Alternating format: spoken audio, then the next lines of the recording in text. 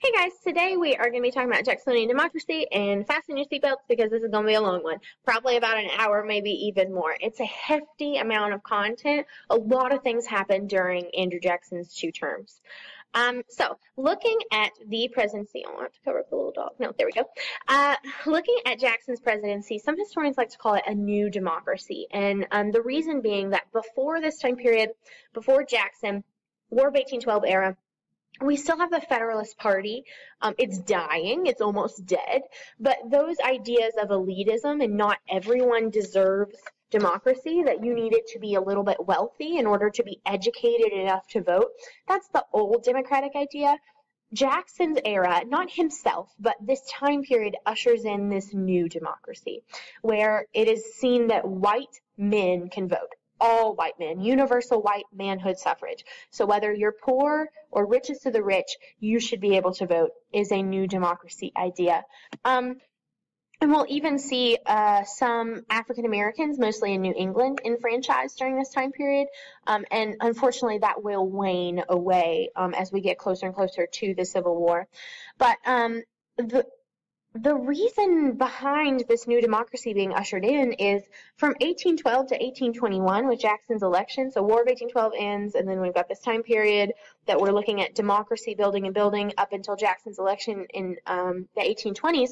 6 new Western states come about, and those new states don't have a history of limiting democracy to just the rich or the elite. And so they just grant universal white manhood suffrage. And so all these new states have all these new people that can vote, and that ushers in a new era of democracy.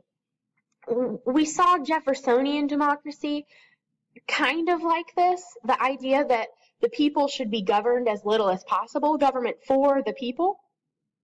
Jacksonian democracy is different in the sense that government should be done directly by the people. That this idea would lead to increased democracy in the Americas, and Jackson will take it a little bit farther and put it into play with the spoils system, which we'll get to in a minute. So why are we seeing an increased democracy? The Panic of 1819, workers and farmers, and especially people in the West, blame the Bank of the United States and bankers and speculators for foreclosures on their farms and their economic trauma. And so the answer to, I'm mad about this, what should I do? Get politically involved, especially followers of Andrew Jackson who really do not like the Bank of the United States like he does not.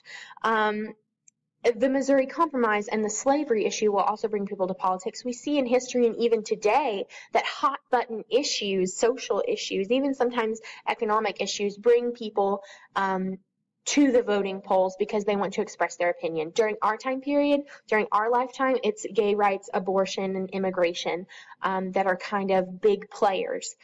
Even like pension and Social Security are big political issues that people debate about, they get angry about, and then they go and vote to express their opinion. Back during this time period, the 1820s, it was slavery. Are you for or against slavery? And vote your opinion. Vote in representatives that will represent your political opinion. And so that brings people to the polls. Also, a new system of democracy in campaigning comes about. New political methods will increase voter turnout. The caucus is now viewed as elitist. It's not the way to vote. Instead, campaigning. Members of the Electoral College are chosen directly by the people rather than state legislatures. We're going to have nominating committees. We're going to have different types of campaigning, banners, badges, parades, cookouts, barbecues, kissing babies, pins, slogans. Those types of campaigning come about in the 1820s and especially in the 1830s. And the more visible a candidate is, the more likely someone is to vote for them just because they've heard their name and know a little bit about what they stand for. All right, so the election of 1824 is sometimes called the corrupt bargain. And here's the issue here. So we have 4 Republican candidates, and the candidates are Andrew Jackson, who's this big war hero from the Battle of New Orleans in the War of 1812. We have Henry Clay, who is Speaker of the House, William Crawford from Georgia, and John Quincy Adams, who was Secretary of State under Monroe. And they're all running. They're all Republicans. And Jackson polls the most popular votes, but does not have the majority. He actually has about It's either 37 or 47% of the electoral votes, but that's not a majority. It's not the required 50%. So who decides? Well, we saw earlier in this whole Jefferson-Burr situation about 20 years earlier in the election of 1800, it goes to the House of Representatives, and that's exactly what happens here. So, it goes to the House of Representatives. The 12th Amendment states that they must choose among the first three finishers. Clay finishes fourth, so he knows he's not going to win, but Henry Clay is the Speaker of the House. So this decision goes to the House. He can't choose himself what's his next best option. He decides to support John Quincy Adams, JQA, and he does this because Henry Clay hates Jackson. They're both from the West. They have this arch rivalry. John Quincy Adams supports the American system, tariffs, internal improvements in the Bank of the United States like Clay. So Clay swings his support to John Quincy Adams. When John Quincy Adams then becomes president, literally a few days later, John Quincy Adams makes Henry Clay the Secretary of State. So they had a behind-the-scenes backdoor kind of deal. Hey, I'll get people to vote for you in the House of Representatives if you make me Secretary of State. Why would Clay want to be Secretary of State? Up until this point, a lot of Secretaries of State became president, like Jefferson, like John Quincy Adams. And so Clay thought that this would better his chances of becoming president later. But of course, he's not going to become president. We know that. So Jacksonians are going to forever hate John Quincy Adams and forever hate Henry Clay for this corrupt deal where John Quincy Adams becomes president by giving Henry Clay a job. And this actually splits the Republican Party in two. If you notice, Jackson, when he runs again and actually wins and becomes our president, he's not running as a Republican anymore. He's running as a Democrat. He literally changes parties because of this issue. So that's one of the two things we're going to talk about in the John Quincy Adams administration. The second is the Tariff of Abominations. John Quincy Adams ranks as one of the highest Secretary of States, most important, negotiating so many deals under the Monroe administration, but one of the least successful presidents. And because he was kind of elitist and thought he was better than everyone, like one of those people that's too smart to communicate. Like the intelligence is there, but the social aspect of their brain is just not there. Party workers were dismayed that Adams didn't support them, didn't give them help in exchange for their political support. Sectionalism increased. The Republican Party itself just split. Increased hatred of Adams and Clay from the Jacksonians from the West just continues. And so his presidency is kind of like the four worst years of his life is what he would say. And this, at the very end of his presidency, the Tariff of Abominations, really seals the deal for how terrible his presidency was. So this little picture is from a video that you're going to see in class. So the Tariff of Abominations is the biggest issue of Adams' presidency. Congress had increased the general tariff, the 1824 tariff, from 23% to 37%. And I'm going to show you guys a graph in class. And so the North was loving these tariffs. Their industry is protected. The South is not, because England is putting up retaliatory tariffs, protective tariffs that make it difficult to trade goods between the South and England. So essentially, this tariff makes John Quincy Adams look bad. The bill passes through Congress. John C. Calhoun is totally against it. The tariff would hurt the South. Jackson is totally against it. It would hurt the South. And so the idea of this tariff getting passed through, Jackson and Jacksonian Democrats will use that to their advantage, and in the election of 1828 will say, hey, look, he passed this tariff, John Quincy Adams passed this tariff that we don't really like, and so you should vote for Jackson because he's going to get rid of tariffs. So it's a campaign strategy as well, because Jackson knows he wants to run for presidency again. So with this tariff passed, the South is absolutely outraged. The vice president under John Quincy Adams is John C. Calhoun, and he sides with the South, regardless of the fact that he is the vice president, should be siding with the federal government who put forth this 45% tariff. So the South has succeeded in making John Quincy Adams look bad by increasing this tariff. John C. Calhoun, his vice president, writes a document under a pseudonym called the South Carolina Exposition, and he writes it under a pseudonym so people don't know it's from him, but that will later come out. And the South Carolina Exposition basically denounces the tariff and says it is unconstitutional and it is not right, and And if it continues, that states should nullify the tariff. And that sounds a lot like Jefferson and Madison's Virginia and Kentucky resolves against the Alien and Sedition Act, basically saying we don't have to listen to you if we think that what you have done, federal government, is unconstitutional.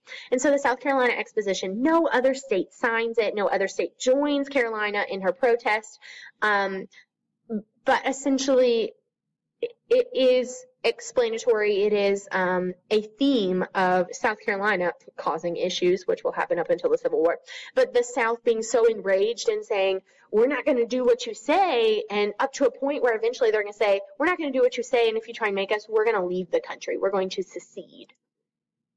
So all of this is happening during the election of 1828. It's going into the election of 1828. And the election of 1828 takes those campaign tactics, the good things like banners and slogans and cookouts and speeches, and it takes them way too far, where John Quincy Adams and Jackson will be like slamming each other in the press, essentially. So there's a little reading if you would like to read it. We read it in class. Essentially, what they slam each other with, it's awful. This is from a great article about John Quincy Adams and Jackson and how their campaign tactics are much like the campaign tactics of the 2016 election, where Clinton and Trump were just like slamming each other in the press, essentially. But for example, Jacksonians will say that Adams is elitist and doesn't listen to regular people, and he used federal money and gambled it and hired young women prostitutes for diplomats. And then the Adams campaign will attack Jackson and his wife and say that his wife is a divorcee and thus immoral and impure, and say that Jackson is a dueler and a violent man and a killer and a murderer. And here's some examples of an Adams administration pamphlet about Jackson, showing coffins of people that he's killed through his violence. And do you want a president so violent he's beating someone with a cane? This mudslinging is what we see now every single day. Right now we're going through a congressional election in Kentucky, and Andy Barr and Amy McGrath are slamming each other on commercials. It's very relatable. This is where mudslinging, campaign tactic, talking bad about your opponent, this is where this starts in 1828. Okay, Jackson will win the election of 1828. Adams kind of wins the New England wealthy folks in the Northeast, but most people are just not elitist anymore. America is becoming more regular. And so some historians call this, much like the Jeffersonian win in 1800, the Revolution of 1800, they call this the Revolution of 1828 because a common man, a regular guy from the West, he was raised in Tennessee, born in the Carolinas, but raised in Tennessee, and he represents the West and the South, and he represents the wage slaves working in the factories and the manufacturers up north in the mills. And so the Revolution of 1820 is there's no upheaval, there's no landslide that swept one opponent out, but there is a sitting president, John Quincy Adams, who does not win a second term. And there is a president now that people see as a regular common man. Ironically, he wasn't that common. Yes, he came from nothing, but he had a giant plantation, lots of slaves, and had built up his money and his heroism as a politician and military official. So he's not really a common man, but he started out as a common man. And we see the balance of power draining from the Northeast. A lot of regular people in the Northeast that just didn't fit in with that elitist attitude and that highly educated theme up north are trickling out west and becoming more regular. And to them, Jackson seems like a regular dude. Why shouldn't we have someone like us in the White House? So more power is expanding to the west. Up to this point, America had been ruled by elite brains and wealth, a bunch of people from Virginia that had gone to college that were rich. And now we have this regular dude who never went to college, who grew up poor in Tennessee, made his way up the military, and is now famous. He is people see him as more representative of themselves. People call Jackson Old Hickory. He personifies the West. He wants to reduce the size of the federal government. This gets confusing. In favor of states' rights, but also is a nationalist and a unionist. He doesn't want the country to break apart due to sectionalism. And he also thinks that the federal government is supreme.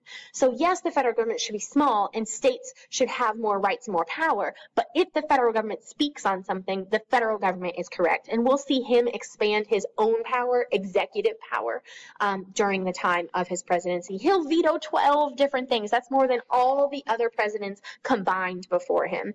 And so many opponents call him King Andrew I, like he thinks he's so better and all this power, executive power, has gone.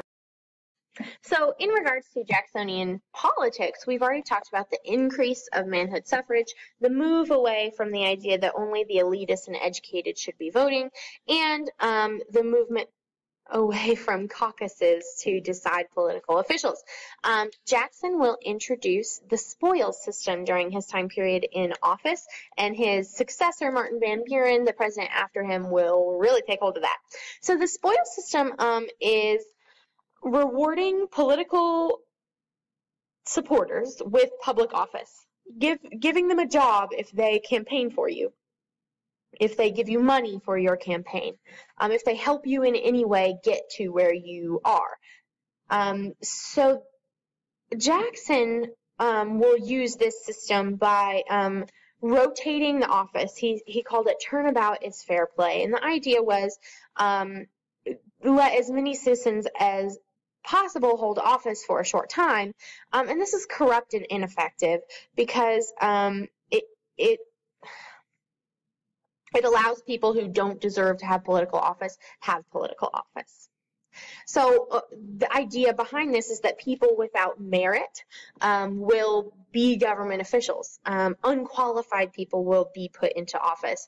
And it creates a political machine around Jackson. A political machine is a party or a person that has a large following that uses corrupt tactics like bribery, like the spoils system, in order to gain support to win elections. And so Jackson does have this group of people around him that he gives positions, government positions, in order for to get their support, and that's a political machine. Political machines sometimes use intimidation to get what they want, and we'll see that more in the Gilded Age in the 1890s.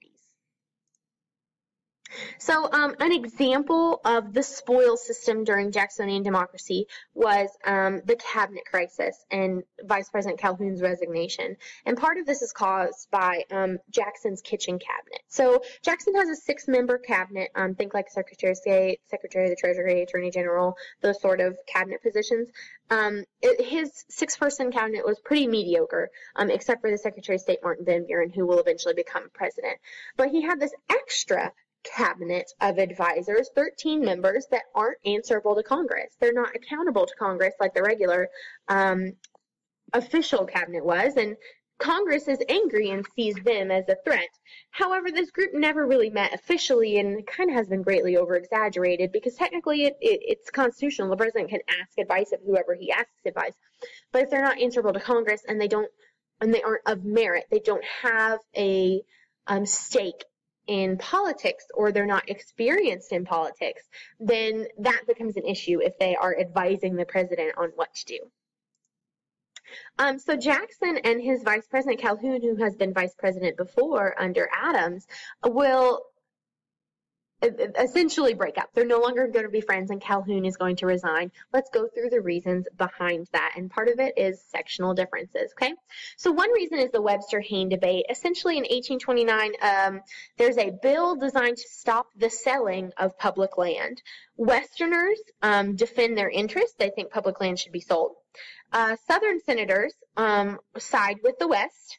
And northern senators want to stop the selling of public land because it's draining people out of the Northeast. People are moving out west, and their power and economic power is thus draining. And so it comes to a head in the Webster-Hayne debate, this North-South land debate, should we sell public land? Senator Robert Hayne from South Carolina, one of Calhoun's friends, represents the states' rights Southern view. Essentially, he says New England is selfish and inconsistent with a protective tariff. that New England was disloyal during the War of 1812 and traded with Britain, that the Tariff of Abominations was ridiculous and favoring New England, and says that the southern states have the right to nullify. And so it's just interesting to see the sectional differences here. Whereas Daniel Webster, spokesman from New England, speaks on behalf of keeping the country together, says that nullification is unconstitutional. The people, not the states, had framed the Constitution. He blasted the idea of nullification. And one of the things that Webster says in this debate is liberty and union, now and forever one and inseparable. Now, in the following quotes during this whole drama of the Jackson administration, liberty, when they say liberty, they mean the freedom of the states' rights. When they say union, they mean keeping us together because of the power of the federal government. So he's saying states' rights when he says liberty, and keeping us together through the power of the federal government, now and forever one and inseparable. He says we can have both. Friends, we do not need to divide ourselves as a nation sectionally, is what we can take away from that quote. The result of the debate is kind of like insignificant. Each side believes its champion had won, but the impact more was that we see the sectional differences, and actually Calhoun's going to take the side of the Southern senator, even though Calhoun's part of the federal government, okay? More drama commences at the Jefferson Day toast in 1830. So it's a symbolic split between Calhoun and Jackson. So there's this holiday that doesn't exist anymore, Jefferson Day, where they honor Thomas Jefferson and his contributions to the nation. And so a bunch of states' rights leaders at this banquet at the White House, they have this scheme to smoke out Jackson. The idea, and it's part of Calhoun's plan, was at these parties, they sit in a long table, and everyone down the table lifts their glass, says a toast, they clink, and they drink. And so the idea is all these people in a row are going to sit by each other on purpose, and they're going to toast something states' rightsy. Say, yeah, yay to Jefferson, he protected states' rights. Yay to Jefferson, Kentucky and Virginia resolves. Yay to Jefferson, he wanted the states to have more power. Yay to Jefferson, he was a strict constructionist. And then they clink, and then they drink after every toast. And the idea was that we will sweep Jackson into this by the toasts and commiserate, and he will also toast his states' rights, and we'll see if he is a states' rights guy or not. Jackson receives word of this plot through one of his kitchen cabinet members, and he carefully prepares his response. He plans what he's going to say to really stick it to these people who are trying to make him look bad. So it gets to Jackson. He stands up, raises his glass, and says, "Our union, it must be preserved." Remember, I told you the word union in this time period meant our power of the federal government to keep the states together. So he completely goes against what they thought he was going to say. Right after he speaks, Calhoun replies with a toast, "The Union next to our liberty most dear." So he's saying the Union is below our liberty. And remember, liberty means states' rights, and union to them means the power of the federal government to keep the states together. So Calhoun takes the other side, and we see the major symbolic split between them. Okay, next we get some like petty drama stuff that I'm just going to explain here. Essentially we have, if you want to read it and watch the video, you sure can. We already did in class. Peggy Eaton is the wife of Secretary of War John Eaton.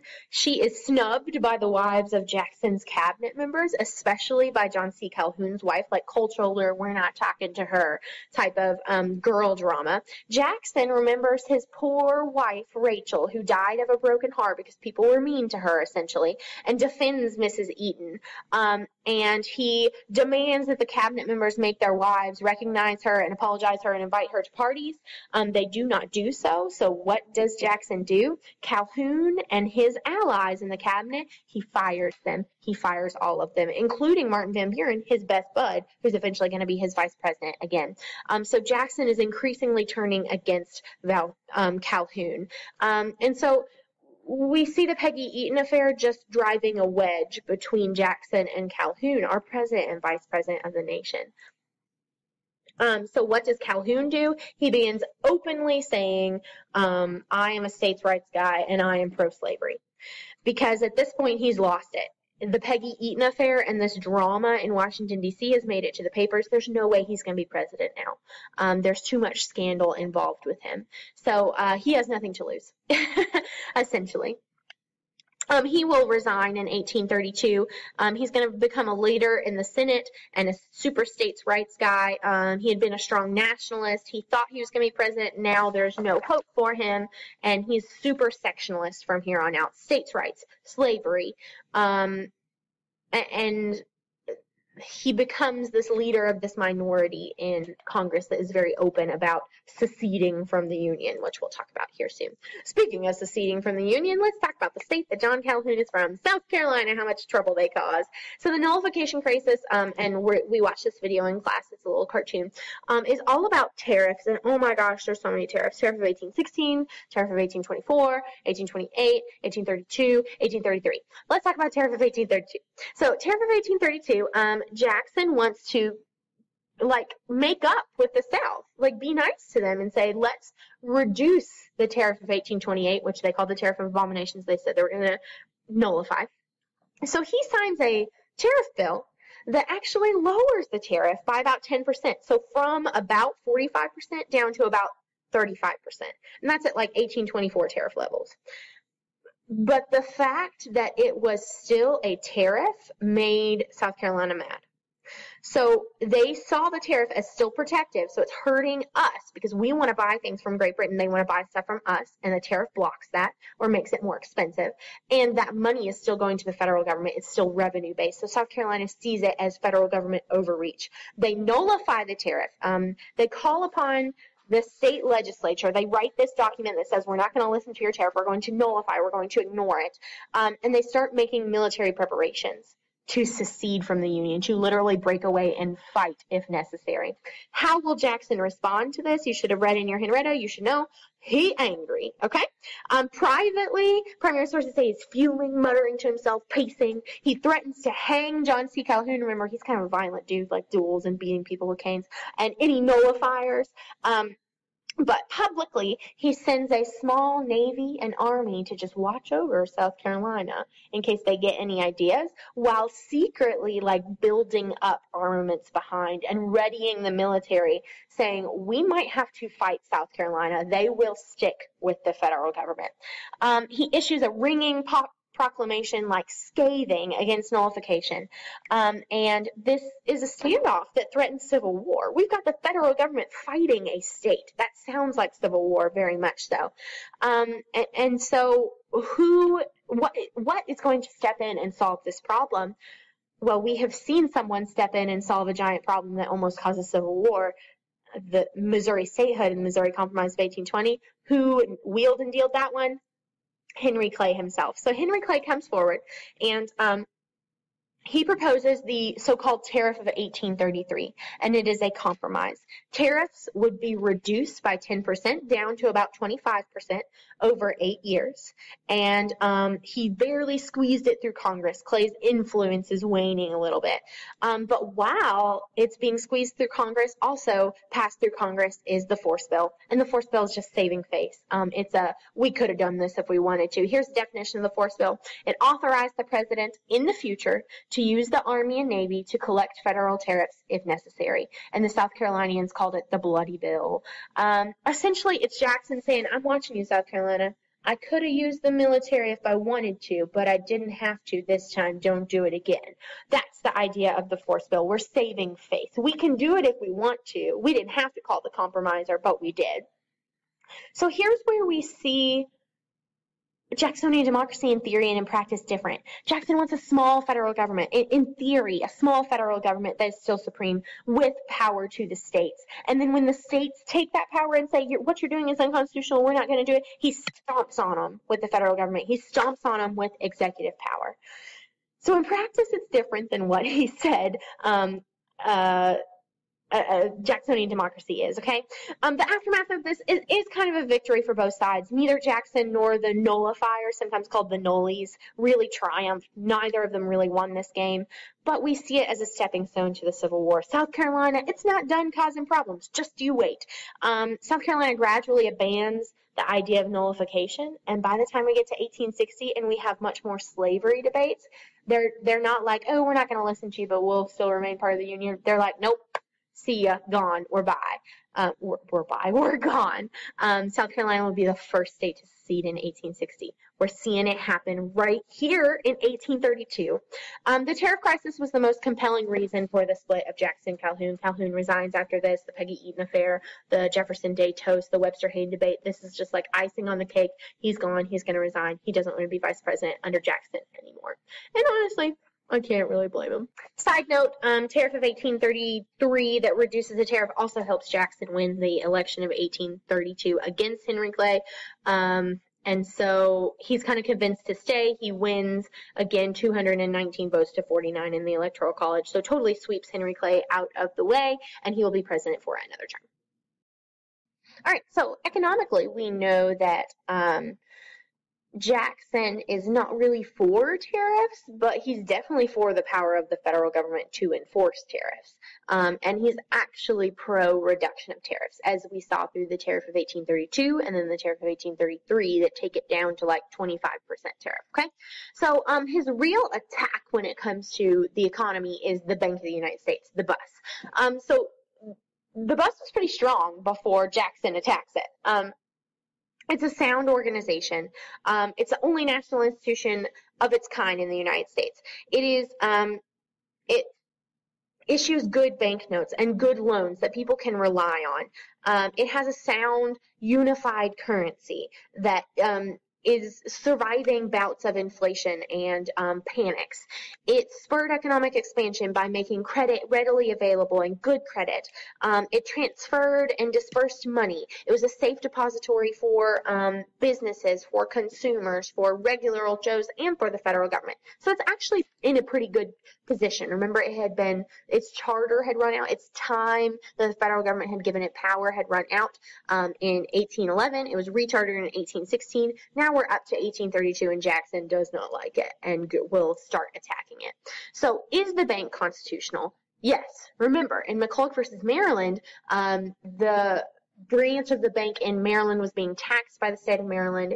They sued, they got up to the Supreme Court, and John Marshall ruled, yes, we can have a Bank of the United States. Yes, it is constitutional through the necessary and proper elastic clause. No, Maryland cannot tax the bank because that would be putting states' rights over the federal government, and the federal government is supreme. Jackson kind of acts like that doesn't happen and will argue that the bank is unconstitutional. So Jackson doesn't like the bank because he sees it as a monopoly, and he's very anti-monopoly. He thinks the common man should have a chance to succeed economically. He wants the government role to be more limited, and the bank is seen as like federal overreach. Like with branches in each state, it seems like, oh, the federal government's very close to us, that sort of idea. And so Henry Clay wants to recharter the bank. The bank's charter is going to expire in 1836, and he wants to recharter it, get that passed through Congress as kind of like a political ploy. He wants to run for president again. He knows that some people like the bank, and if he runs for president and can say, oh, I got the bank rechartered, the third bank of the United States, we're in the second one right now, then that will help him essentially win votes against Jackson. And his scheme is to ram this recharter bill through Congress, send it to the White House, and it would create a dilemma for Jackson. What will Jackson do? If he signed it, he alienates his Western support, who thinks that the bank is federal overreach. If he vetoes it, he alienates the wealthy and influential of the East. So what is his scheme here? And he also wrestles with this. He's quoted as saying, the bank is trying to kill me, but I will kill it. And that is his plan. He does veto the bank's charter, the new charter in 1832, so the third bank of the United States doesn't happen. And not only does he veto it, but he says the bank is monopolistic, a monopoly, and unconstitutional. And he criticizes Nicholas Biddle, the head of the Bank of the United States. He says that it favors the elite and the wealthy in New England. It doesn't help the West and the South. It forces foreclosures upon those who do not have the money to pay back the bank. And so he's kind of acting like his federal power is greater than his executive power is greater than judicial power, because the judicial branch had already ruled that the Bank of the United States is constitutional, but he claims that it is not. So here is his idea. the pet bank scheme. He will remove federal deposits from the Bank of the United States and place them in 23 little baby banks called pet banks. And the idea is a bank is not a bank without money. If the federal bank does not have a lot of money, it can't issue sound loans or bank notes. People will stop investing their money into it, putting their money into it, and it will die off. And that is exactly what happens. People in the West and the South start seeing the bank as this dying monster, this overreach of the federal government. And that's partly due to Jackson. It did not do well because of Jackson's pet bank scheme. Jackson will also try and make public lands be purchased with only hard money. That's called specie circular, and that really hurts the bank as well. Economically, Jackson's issue with internal improvements is that he thinks that it should be a states' rights issue. We see this through the Charles River Bridge decision, which is actually a Supreme Court decision that goes along with what Jackson wants, because Jackson will put a new Chief Justice on the Supreme Court when John Marshall dies or retires. I think he dies. Called Roger Taney. Roger Taney will be more of a states' rights Supreme Court dude. So Roger Taney decides in the Charles River Bridge decision. Essentially, it's in Boston, in Massachusetts. The Charles River Bridge Company has a charter given by Massachusetts in like Articles of Confederation Day, 1780. And Boston's growing, and they have this one bridge over this river, and they charge a toll on it, and it rakes in a bunch of money. Well, the Warren Bridge Company is granted a charter as well to build a bridge 300 yards from the other bridge, and that's because there's heavy traffic. Boston has grown. It's a major port city. So Charles River Bridge Company sues Warren Bridge Company, and the Supreme Court granted that Warren Bridge Company had the right to build a new bridge, and that the federal government within states should not discourage competition. It should encourage economic development and transportation and other public facilities with free competition, is the idea. So this is in line with Jackson's idea of the common man should be able to make it, and the government shouldn't grant charters that grant monopolies because that discourages economic competition. Jackson will veto the Maysville Road idea. So Jackson favors states' rights at the expense of nationalism. He refuses to spend federal money for intrastate improvements. Intra means within one state. So for example, the Maysville Road, which was stretching, it was a road from Pennsylvania to attempt to trade with the West easier. And we see a picture of it down here. The proposed Maysville Road would stretch from like Ohio, Virginia area, West Virginia area, all the way down through Kentucky in an attempt to circumvent having to take the Ohio River to get to the Mississippi River to trade. But Jackson vetoes it, saying that improving this road would be using federal money for something that benefits one state. Intrastate commerce is not a power of the federal government. Interstate is. So he vetoes that. And that's just kind of his opinion. That's where we see Jacksonian democracy in practice go towards states' rights. Okay? Oh, yay. What a terrible time in American history. Indian removal. You knew it was coming. So, by the 1830s, most territories east of the Mississippi had become states. Think everything below Tennessee is now a state. And most Indian tribes are surrounded by white settlers. We have in Kentucky a lot of Shawnee, but further down there's mostly Cherokee and Creek will feel the blow of Indian removal. And the idea is Jackson feels that it is unwise to see Native tribes as separate nations within individual states. Instead, he wants to treat them as a whole and not treat them like foreign policy, like they are foreign nations, but kind of like they're his little sibling in a weird way. Like he harbors some like I need to protect the natives feelings, but not because he cares about them, but more because he sees them as uncivilized and who else is going to care for them, while also harboring these racist notions of that's America's land for white people, so natives should get out of the way. So Jackson is controversial when it comes to Native Americans. I mean, that's all I can really say. So the Indian Removal Act of 1830 proposed bodily, literally picking up and moving of remaining natives in these civilized, what they called the 5 civilized nations, Cherokee, Creek, Choctaw, Chickasaw, and Seminoles, mostly in Florida. And so then more than 100,000 Indians are forcibly uprooted and moved in the 1830s, and we'll see a large majority of them pass away. Not majority, sorry, a large large number of them pass away. We don't have accurate data because the military and the Bureau of Indian Affairs was sent to move them, and they just didn't care about Native people. So they did not keep accurate census records of how many were moved, how many died, where were they buried. And we get a lot of that information from oral histories of Native tribes. The alternative to Indian removal, if Native Americans did not want to move, was to individually, not as a tribe, individually assimilate to white culture, adopt white ways, adopt a white job, adopt the English language, adopt the way that whites dress and eat and interact in society. And we will see many natives do that in an attempt to keep some sort of their valuable land in Georgia. Two Supreme Court cases during this time are actually, I believe, John Marshall decisions. Yes, this is before Roger Taney. These are John Marshall decisions, and they say different things about how the federal government should handle Native American affairs. On the left, we have Cherokee Nation versus Georgia. This is where the Cherokee are trying to stop a Georgia declaration that Cherokee laws don't exist. So Georgia is claiming that Cherokee laws don't exist, they're null and void, and they should follow Georgia laws. The Supreme Court rules that although Cherokees did not own their land, they did not have jurisdiction over their land, it was a domestic dependent nation, meaning they are not America, but they are in America, but they are not a foreign land.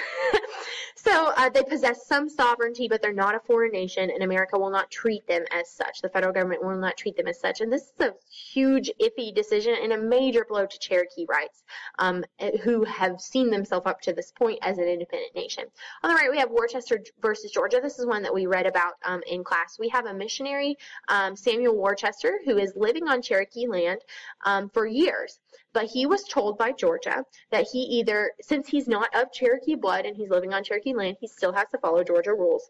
And thus he needs to make an oath of allegiance to Georgia, saying essentially, although I am not living in Georgia land, I am a citizen of Georgia, I will follow all rules wherever I am. He refused to, not because he wanted to break the rules, just because he thinks that's ridiculous. And he was arrested, thrown in jail. He sues, makes it to the Supreme Court, and essentially John Marshall rules that Georgia's laws have no jurisdiction in Cherokee territory, and Cherokee territory can invite whomever they want on their land. And this gives back a lot of rights to Cherokee nations on Cherokee land. And Jackson has an issue with this because although he feels somewhat protective of natives, he also thinks that they should basically get out of the way and that the federal government does have power over them. So Jackson is quoted as saying, John Marshall has made his decisions. Let him enforce it if he wants to. So Jackson makes no move to enforce the law that the Supreme Court has put forth in Worcester versus Georgia. He does not remove poor Samuel Worcester from jail. And if you read between the lines on this quote, Jackson is essentially not enforcing a decision. The Cherokee have realized their fate when Jackson says, I'm not listening to the Supreme Court. He is saying between the lines, me as the executive branch, I can do what I want. I don't have to listen to the judicial branch. Executive branch greater than, power is greater than judicial branch. Is that right? No. Is that what he did? Yes. So, thus commences the Trail of Tears, which actually happens during Van Buren's presidency, but it is because of the Indian Removal Act put upon in Jackson's presidency. Happens in the early 1830s. First, the Choctaws and the Creek tribes are moved, and then the Cherokee tribes is where we get this term, the Trail of Tears. So essentially, 18,000 Cherokees are forcibly removed from their homes and marched 1,000 miles to Indian Territory, which is modern-day Oklahoma. It's estimated that 4,000 of those died from different things: malnutrition, exposure, cholera, harsh treatment, starvation. The military marched them with rifles and bayonets. They were given very little time to gather their belongings. They were supposed to be given food by the military and supplies and water, but they were not. The military often kept that for themselves. Choctaws had been moved earlier. 25% of them died. Creeks moved earlier as well. 23% of those died from the period of 1831 Indian removal to 1835. We see a lot of Choctaws and Creeks being moved. 3,500 of 15,000 Creeks died during Indian removal in 1836. So that is definitely a stain upon American history. And what is sickening about it is that they will be moved to so-called Indian Territory in Oklahoma. And then once they're moved there, they're put again onto reservations or moved further out west. So this is just the tip of the iceberg when it comes to moving natives out of the way for white settlers. It continues in American history.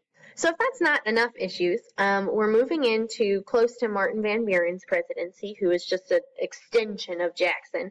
Very similar ideas, Jacksonian democracy ideas.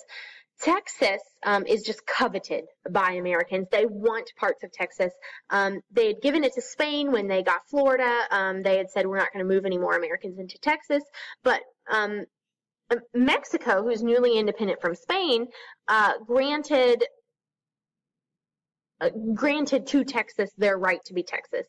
So Texas is essentially free, which is kind of strange. It secedes from Mexico with United States help. And in early 1836, the dictator Santa Anna from Mexico heads this 6,000-man army, sweeps through Texas, tries to recontrol it. And this is where we get the Alamo, where all Americans that were. So we have the Alamo, remember the Alamo, where a bunch of Americans who are helping Texas free themselves from Mexico will be trapped and killed, and that ringing, like, rallying cry will lead to the Houston's army victorious, and Santa Anna, the Mexican dictator, will sign 2 different treaties. They will withdraw Mexican troops. They will recognize the Rio Grande as the Texan southern border, and now Texas is its own country, and it's kind of like this weird where America wants Texas, but Texas is its own country. American aid was important to Texas' fight for independence, though, and so essentially Jackson's dilemma here is, do we recognize Texas and touch off this explosive slavery issue at a time when he was hoping for Martin Van Buren to become president next? Well, if he does something that they don't like, that Americans don't like, then they won't elect Martin Van Buren. Do we annex Texas? So the North would hate that because it adds slavery, and the South would love that because that it could extend slavery as well. It's below that 3630 line. So Jackson kind of rides the line, and the day before he leaves office in 1837, he recognizes Texas as its own nation, but doesn't say anything about annexation. Texas officially petitions to be annexed. Of course, the North says no, the South says yeah, and Texas is kind of left to protect itself. The United States does not annex it immediately. Texas fears being sucked back into Mexico by the dictator Santa Anna. They go to British and French for help because America will not help them, and that's kind of the Texas issue up to this point. Later on, I mean, you guys know we eventually get Texas. So 1836 is an interesting election because it is the birth of the Whig Party, which will put forth 4 presidents for our country. So let's take a look at what the Whigs are. So we read this little blurb in class. Essentially what it says is the Whig Party is like the leftovers, the heirs of Hamilton's Federalist Party, but with a little bit more inclusive attitude. They do want to court the interests of wealth and aristocracy, but what's funny about the Whig Party is they are completely created just to oppose Andrew Jackson, which is funny that a political party was created just to oppose someone. But it's a brief political party, and it does join the 2-party system. It will be Democrats versus Whigs during the 20-year period, and it managed to win support from many different groups. So let's look at what they believe in. So we see they are supported by Northern industrialists. They like the American system. The wealthiest Americans will like the Whig Party. They want to reduce the spoil system, make it so that people with more merit are elected to office. They are angry at Jackson's leanings towards states' rights. And so they're evangelicals. I'm sorry, I'm getting ahead of myself. They're evangelicals. They want moral reform, temperance, alcohol reform, and a cut down on alcohol and alcoholism. They want better living and working conditions, those sort of reforms. Prohibition, abolition of slavery later on, they will support. They want the national government to solve society's problems instead of the state governments having the power to do that. So that's a Whig idea for you. In the election of 1836, the Whigs will not win. Martin Van Buren will win. And he's basically an extension of Jacksonian democracy. He is Jackson again, but a different body, because he was Jackson's vice president for the second term. So we're going to hop into the Whigs later on in this unit, but let's just look back at Jackson's legacy here. Jackson had good, bad, and ugly contributions. It's really all I can sum it up to. So let's look at the good. He demonstrated strong executive leadership. Sometimes he took it a little bit too far, but strong leadership.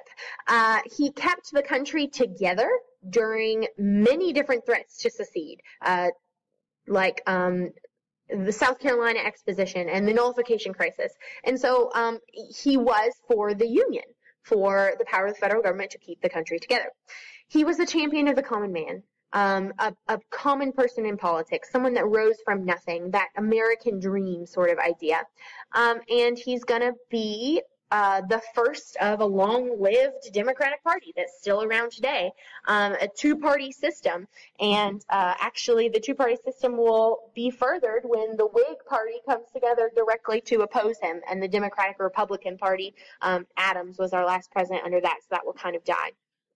So let's look at the bad and the ugly, the liabilities of his presidency. He encouraged the spoil system. People of no merit were in government, which is not good. And that hampers free democracy as well. And that's why we have laws against it today. Killing the Bank of the United States resulted in a bunch of bank failures up until the 20th century. And some people even blame Jackson for the Panic of 1837. He overrides the Supreme Court and John Marshall's decisions until Roger Taney is put on the Supreme Court, and Roger Taney's more of a states' rights guy, so Jackson goes along with what he thinks. Most notably, Cherokee Nation versus Georgia and Worcester versus Georgia. He basically says, I don't have to listen to you. I have executive power, and that overreaches judicial power. So he expands executive power in a not so good, not constitutional way. We also see, Indian removal and the Trail of Tears happened during his presidency, and the whole cabinet crisis with the kitchen cabinet and Calhoun being being resigned and firing his whole cabinet over this Peggy Eaton affair, and just drama essentially.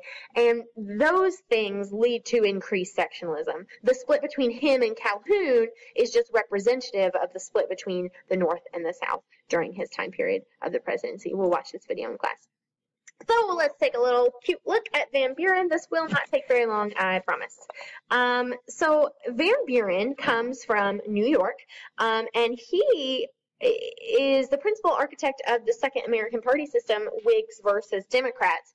And he has this political machine behind him called the Albany Regency. Let me give you a definition here. Political organization created earlier by Van Buren that dominated New York politics with patronage, that's like giving away money, giving away jobs, bribery, and it looks more like modern political system. And Van Buren, unfortunately, gets slack from the Whigs because of what Jackson had done before him. People see him as like Jackson's third term, so he will inherit Jackson's haters. So the Panic of 1837 happens during Van Buren's presidency, but everyone knows it's Jackson's fault because of his economic policies. So some of the main causes of overspeculation we talked about in class. Jackson's killing of the Bank of the United States makes people unable to pay back loans, causing bank failures. The specie circular further hurt the economy because we see hard currency not being circulated as much. We see grain prices so high that New York City mobs storm warehouses, break open flour barrels. It's called the Flour Riot. That happened during Jackson's last days. And Great Britain is having economic issues as well. And when they are suffering, we are suffering as well. Also think about all these high tariffs that's really hurting the Southern economy will plague and bring about the Panic of 1837. But more, let's look at the results, not so much the causes. American banks collapse, including all those pet banks that Jackson set up to kill the Bank of the United States, which carried several $1 million of government funds. So the government's losing money too. That's just great. Factories will end up closing, and thus if factories close, then unemployment goes up. And if people don't have money, then they're not buying land. Public land sales go down. That means less revenue for the government. So everyone's hurting here in this 1837 panic. So the Whigs, a new political party, puts forth these suggestions in Congress, and many of them are getting elected in congressional elections. And their ideas are expand bank credit, give more loans, forgive some loans and foreclosures so people can get back to their houses, get back to their farms, and continue on life making money. Bail those in, bail out the government, bail out banks, help them out, increase tariffs to protect our industry, and also provide government money for internal improvements. And if you do that, then you're paying people to build these internal improvements, and it's increasing trade because it's easier to trade with better canals and roads and bridges and transportation. Okay, this is vetoed extremely by Martin Van Buren, a very Jackson-like executive power reach, just like his predecessor. So vetoing the Whigs' proposals that probably would have helped. Then Martin Van Buren proposes the divorce bill, actually called the Treasury Bill of 1840. And this is an attempt to separate federal funds from private banks. And this is the Jacksonian principle of divorcing the government from banks altogether. So I put a little divorce picture in the bottom. And he proposes an independent treasury system where the government could put its surplus money in banks in larger cities. So it's safe for the government, but also denied the banking system extra reserves, which they could loan out and make money on interest and investments with, which shriveled credit resources, which means less people are starting businesses and starting farms, which means the economy is just going to get worse. So it was a bad idea to begin with. The policy was condemned by the Whigs. They hated it, and they tried to repeal it the next year when they will win the presidency with our next president. And so Martin Van Buren's 4-year term was actually terrible, wrought with economic issues. So here we go, the election of 1840, much like the election of 1836, we will have new tactics, and we're going to talk more about William Henry Harrison in a different lecture, but let's just take a quick look right here. Van Buren is renominated by the Democrats. The Whigs chose William Henry Harrison instead of Henry Clay. Oh, poor Henry Clay. And the voters, oh my gosh. William Henry Harrison's slogan is Tippecanoe and Tyler too, because he was the war hero that beat Tecumseh and the Prophet at the Battle of Tippecanoe and the whole war hawk idea. So his idea is Tippecanoe, I'm the guy that won Tippecanoe and Tyler too. And he's shown as I was born in a log cabin and I grew up on cider and hard work and back-breaking economy and stuff like that. That's not true at all. It's a big lie, but it was an effective campaign slogan. It made people feel like, oh, Harrison's normal, man. He's common like us, so let's vote for him. Democrats put forth Van Buren, who doesn't have that common man idea and also is president during this giant economic panic, and everybody knows that we blame the president when bad things happen. So the significance of this is that there's a mass turnout for voting. Because of the new political ideas, silly slogans, mudslinging, we see that again, campaign tactics that are more modern, like we saw with the Jackson presidency, setting an example for future campaigns, and we will see that William Henry Harrison will take the presidency. All right, that's all for today. Sorry this was really, really long, but Jacksonian democracy is huge. Remember, when you're writing an essay, if you were to have to write about Jacksonian democracy, it encompasses Jackson's presidency as well as Martin Van Buren's, because we see Martin Van Buren as an extension of Jackson. Thanks for listening. Have a great day.